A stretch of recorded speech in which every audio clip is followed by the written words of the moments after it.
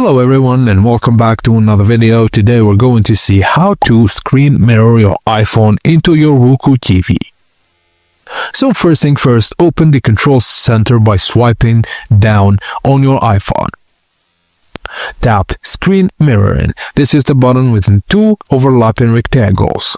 You should see your Roku appear in the list. Just make sure the Roku is turned on and connected to the same Wi-Fi as the iPhone.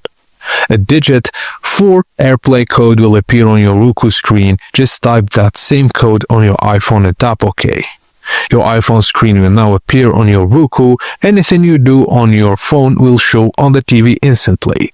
You can stop anytime by either pressing home button on the Roku remote or opening control center screen mirroring that stop mirroring. And that's it guys, as simple as that. Thank you for watching and please don't forget to like and subscribe for more tips and tricks like this.